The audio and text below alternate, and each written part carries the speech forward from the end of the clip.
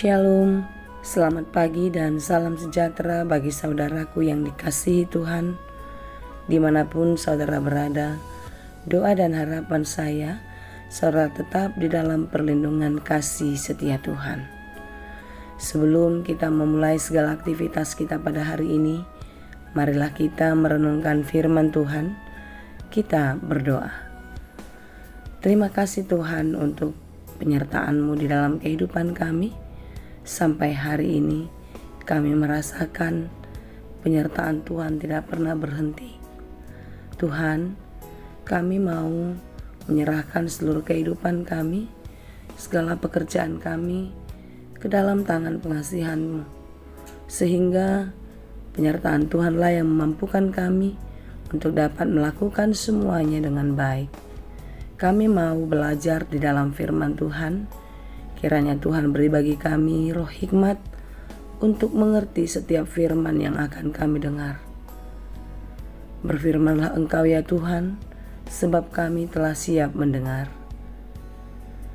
Kasih karunia dan damai sejahtera dari Allah Bapa Tuhan kita dan dari anaknya Tuhan Yesus Kristus dan persekutuan Roh Kudus menyertai saudara sekalian. Amin.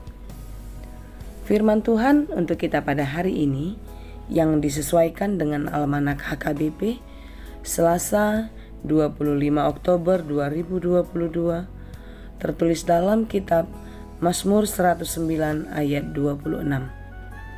Dalam bahasa Batak dan bahasa Indonesia saya akan bacakan bagi kita semua. Sai urupi ma'au ali jahu bali Batakku, sai tupahi ma'au hobar tu asi neroham.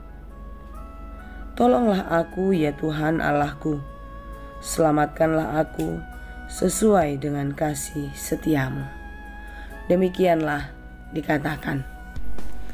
Pernahkah saudara mendengar fitnah lebih kejam dari pembunuhan? Mengapa demikian? Mari kita pahami lebih dulu maksud dari kata fitnah ini. Menurut Kamus Besar Bahasa Indonesia, fitnah adalah perkataan bohong atau palsu yang tidak berdasar kebenaran, disebarkan seseorang atau sekelompok orang dengan maksud menuduh dan menjelekkan nama baik atau menodai kehormatan orang lain. Itulah sebabnya dikatakan fitnah itu lebih kejam dari pembunuhan. Karena perkataan bohong, kasar, kejam dan palsu dapat membunuh atau mematikan manusia secara perlahan-lahan. Tubuh, pikiran, hati dan perasaannya lemah dan dimatikan oleh perkataan bohong yang didengar dari orang lain. Oleh karena itu, ungkapan fitnah lebih kejam dari pembunuhan itu sangatlah bisa kita mengerti. Kalau membunuh atau dibunuh, kita bisa melihat orangnya langsung mati. Ya, persoalan selesai. Tetapi memfitnah membuat orang tersingkir, tidak berdaya, sakit dan menderita berkepanjangan sampai dia mati. Jadi, fitnah adalah tindakan yang tidak terpuji.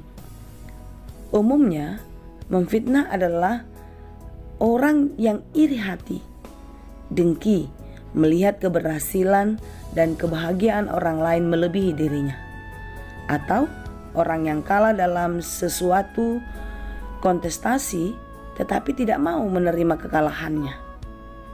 Saudara yang dikasihi Tuhan, inilah yang terjadi di dalam kehidupan Daud. Daud menderita karena mulut orang fasik. Kebohongan yang disebarkan membuat ia menderita. Dalam Mazmur 109 ayat 2 sampai ayat 5 dikatakan, sebab mulut orang fasik dan mulut penipu ternganga terhadap aku. Mereka berbicara terhadap aku dengan lidah dusta. Dengan kata-kata kebencian, mereka menyerang aku dan memerangi aku tanpa alasan. Sebagai balasan terhadap kasihku, mereka menuduh aku. sedang aku mendoakan mereka. Mereka membalas kejahatan kepadaku, ganti kebaikan, dan kebencian ganti kasihku. Dari sini kita bisa melihat bagaimana perasaan Daud, penderitaan, tekanan batin akibat perkataan mulut orang fasik, mulut pendusta yang tidak menyampaikan kabar kebenaran. Hidup Daud tertekan, hidup Daud menderita, seakan-akan kekuatannya habis perlahan-lahan. Itulah sebabnya di dalam kelemahan, di dalam penderitaan yang sangat dalam, Daud datang dan memohon kepada Tuhan. Inilah renungan kita pada hari ini, adalah bagian dari doa Daud atas penderitaan yang dia alami akibat fitnahan itu. Saudara-saudara yang dikasihi Tuhan, ketika kita di dalam tekanan, ketika kita di dalam siksaan batin, kepada siapakah kita mengadu? Apakah kita membuat suatu pembalasan terhadap orang yang sudah menyakiti kita, menuntut balik agar mereka pun ikut menderita? Atau kita datang berlutut, berseru, dan memohon pertolongan Tuhan? Tolonglah aku ya Tuhan Allahku, selamatkanlah aku sesuai dengan kasih setiamu. Seruan doa Daud kepada Allah adalah tanda ketidakberdayaannya, tanda penyerahannya secara total hanya kepada Allah. Tidak ada jalan keluar, tidak ada solusi lain yang bisa dia dapatkan untuk menolong dia keluar dari penderitaan.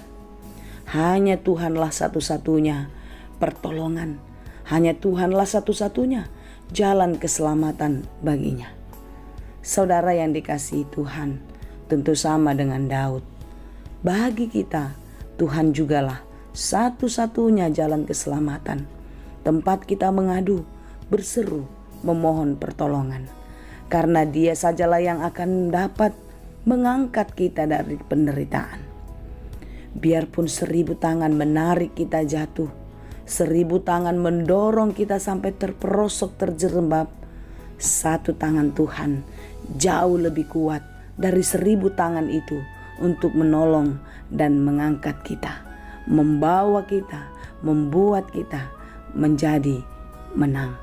Saudara yang dikasihi Tuhan, tidak ada alasan bagi kita untuk mengandalkan kekuatan kita, untuk mengandalkan pikiran kita, untuk mengandalkan segala sesuatu yang kita miliki, atau bahkan segala sesuatu yang ada di dunia ini untuk menolong kita keluar dari penderitaan, menolong kita keluar dari keterpurukan, beban hidup yang berat. Marilah kita belajar seperti Daud yang terus percaya dan berharap hanya kepada Tuhan. Karena dia percaya hanya di dalam Tuhan sajalah beroleh keselamatan. Oleh karena itu, saudara yang dikasihi Tuhan, marilah kita terus memohon kepada Tuhan, berdoa agar Tuhan menguatkan dan menolong kita. Kita selamat hanya di dalam kasih Allah. Karena itu, tetaplah berpegang kepada kasih setia Tuhan, dan biarlah kita boleh kuat dan dimampukan menjalani kehidupan karena kasih setia Tuhan tidak pernah meninggalkan. Tuhan Yesus berkati. Amin. Terima kasih Tuhan untuk firman-Mu hari ini. Kami mau belajar seperti Daud, tidak mengandalkan kekuatan, tidak mengandalkan pengalaman, tidak mengandalkan apapun yang ada dalam diri kami. Karena kami adalah orang yang lemah, yang terbatas, tak berdaya apa-apa. Karena itu Tuhan, kami mau menyerahkan seluruh kehidupan kami, berseru dan berserah hanya kepadamu. Kiranya Engkaulah yang menguatkan kami, memampukan kami untuk menjalani kehidupan ini, melewati banyak kesulitan, dan bahkan di dalam Tuhan kami percaya kami akan dimenangkan. Terima kasih Tuhan, kami mau menyerahkan seluruh kehidupan kami, seluruh aktivitas kami hari ini. Biarlah Tuhan kiranya yang menyertai dan memberkati kami. Terima kasih Bapa, hanya di dalam Yesus kami berdoa. Anugerah Tuhan kita Yesus Kristus, kasih karunia Allah Bapa, dan persekutuan Roh Kudus, itulah kiranya yang menyertai dan memberkati kamu sekalian. Amin.